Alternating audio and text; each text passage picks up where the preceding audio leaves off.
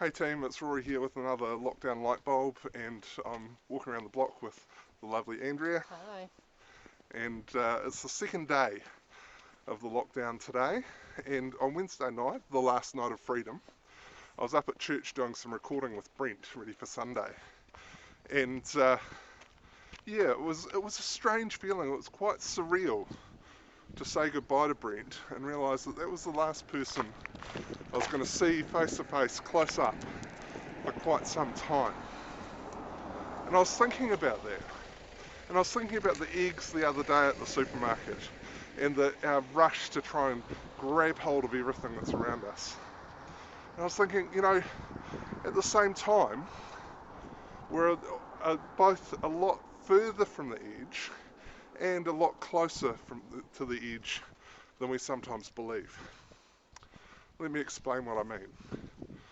You see, we're a lot further from the edge because actually there's plenty of food in New Zealand.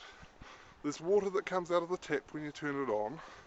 There's plenty of medicine. We've got doctors and medical staff and a competent government, which is nice. So on that level, we're a lot further from the edge than we seem to think that when we get into panic mode. But on another level, I think we're actually a lot closer to the edge than we believe.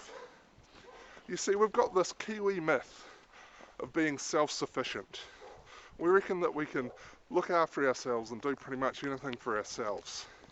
But actually, when you scratch the surface, a lot of that is built on just being busy all the time and feeling like we're a contributing member of society. So what do you have left when you strip away all that busyness, and you just have to go home, and you don't get all the affirmation and encouragement from the people that you see every day at work and around the place, and you just have to live in your own skin for a few weeks? Well, if you're anything like me, then you probably find that there's people just walking past here. We're just out for a walk. You probably find that actually it's a little bit of a frightening prospect to be in your own company for a long period of time. I've got one or two friends who are already struggling with this, but actually I think it's probably something that we'll all struggle with at some point in the next few weeks. So what do we do about it? How can we live life well during the great Kiwi lockdown? Well, I think there's a couple of things that are really important there. The first thing is rhythm. You see, we're creatures of habit and creatures of rhythm. And sometimes those are good habits that we have, and sometimes they're bad. But there are healthy rhythms as well. Day and night. Eating and living and working and sleeping. Summer and winter and all the seasons of the year. Youth and the growing tide of age, which affects some of us more than others. But there are good things, that this is the way we're created to be. And so the more that we can create healthy rhythms and habits and avoid unhealthy ones, the better off we'll be.